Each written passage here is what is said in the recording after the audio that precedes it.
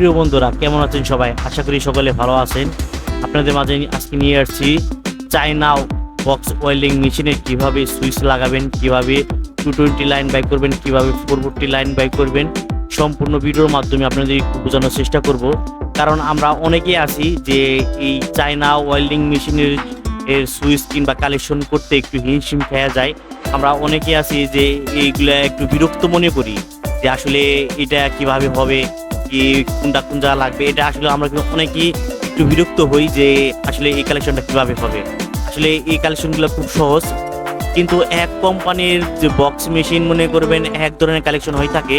এগুলা এটা যেটা করতেছি এটা খুব সহজ একটা কালেকশন। আর আপনি অনেকেই আছে যে সুইচের মাধ্যমে সব কালেকশন, এখানে শুধু অফ অনের একটা কালেকশন করা। আর এই দেখুন, এটা বিশেষ করে আমরা যে ইনপুট যে কয়েলটা তৈরি করছি, এই ইনপুট কয়েলের ফার্স্টের মাথা যে আমরা জোড়া দিই, এই জোড়া দুইটাই হচ্ছে আপনার সুইচে দেওয়া লাগবে। আমি আবারও বলতেছি, আমরা যে ইনপুট কয়েলটা চিকন তারের যে ইনপুট কয়েলটা তৈরি করি, এই ইনপুট কয়েলের ফার্স্টের দুই মাথায় সুইচের দুই মাথায় দেওয়া লাগবে।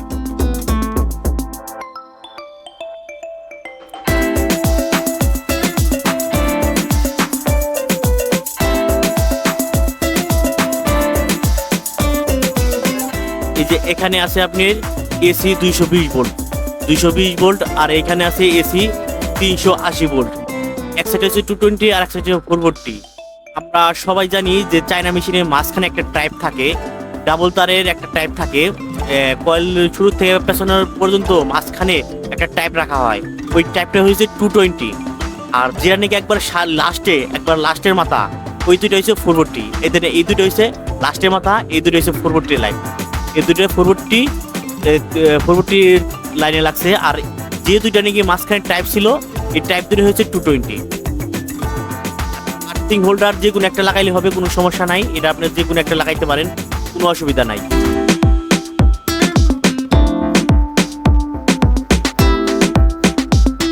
এখন আমরা মেশিনটা একটু চালাই দেখব। 220 ভোল্টে আমরা মেশিনটা একটু চালাবো, মেশিনটা চলে কি না তাই দেখব। হ্যাঁ বন্ধুরা, যারা নাকি আমাদের চ্যানেল নতুন, এখনই চ্যানেলটি সাবস্ক্রাইব করে পাশে থাকুন। হ্যাঁ, আর একটা বিষয় নিয়ে কথা বন্ধু, আমরা আগে আলম মেশিন করে নিয়মিত ভিডিও আপলোড দিতাম না, কিন্তু খুব কম ভিডিও আপলোড দিতাম। এখন প্রায় নিয়মিতই ভিডিও আপলোড দেওয়া হবে। মেশিনের ভিতরে যে এসি ফ্যানটা আছে, এটা কিন্তু 220 ফ্যান, এটা কিন্তু 440 ফ্যান না।